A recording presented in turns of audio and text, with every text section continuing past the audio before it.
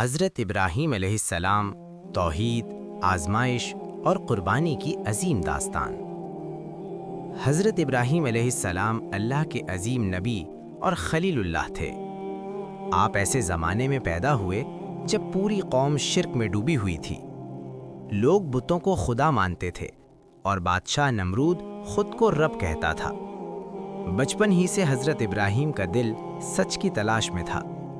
آپ آسمان کی طرف دیکھتے، ستاروں، چاند اور سورج پر غور کرتے اور فرماتے، میں ڈوب جانے والوں کو پسند نہیں کرتا۔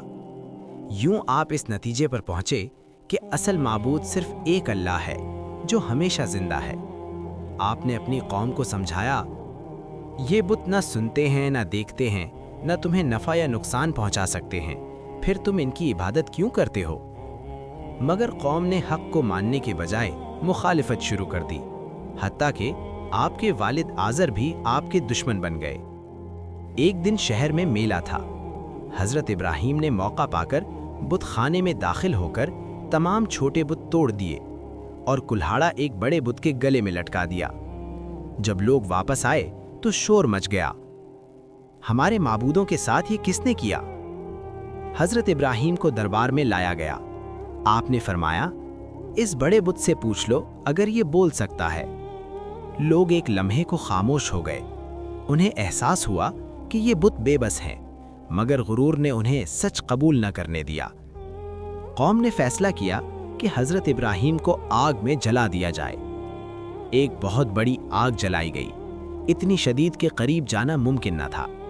حضرت ابراہیم کو منجنیق سے آگ میں پھینکا گیا، مگر اسی لمحے اللہ کا حکم آیا، اے آگ ابراہیم پر ٹھنڈی اور سلامتی والی ہو جا، اور آگ اللہ کے نبی کے لیے باغ بن گئی۔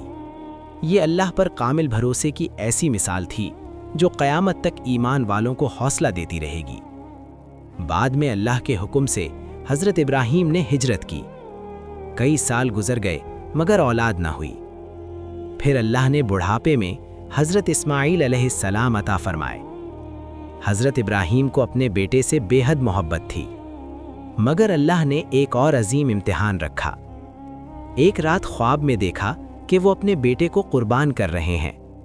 نبی کا خواب وہی ہوتا ہے۔ حضرت ابراہیم نے بیٹے سے کہا، بیٹے، میں خواب میں دیکھتا ہوں کہ تمہیں ذبح کر رہا ہوں، تمہاری کیا رائے ہے؟ حضرت اسماعیل نے فوراً جواب دیا، ابا جان، جو اللہ کا حکم ہے وہ پورا کرے، انشاءاللہ آپ مجھے صابر پائیں گے۔ یہ باپ اور بیٹے کی اطاعت کی انتہا تھی۔ دونوں قربان گاہ کی طرف بڑھے۔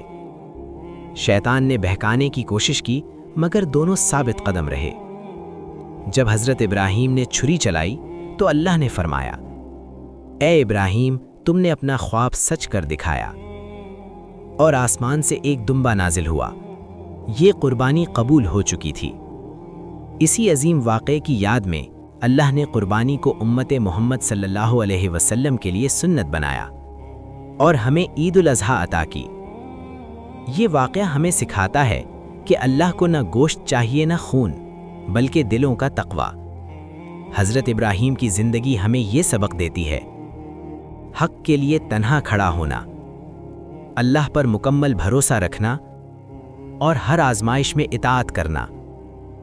اصل قربانی جانور کی نہیں بلکہ اپنی خواہشات، غرور، انا اور گناہوں کو چھوڑنے کی ہے۔ دعا ہے اللہ ہمیں حضرت ابراہیم جیسا ایمان، حضرت اسماعیل جیسی اطاعت اور سچی قربانی کی سمجھ عطا فرمائے۔ آمین۔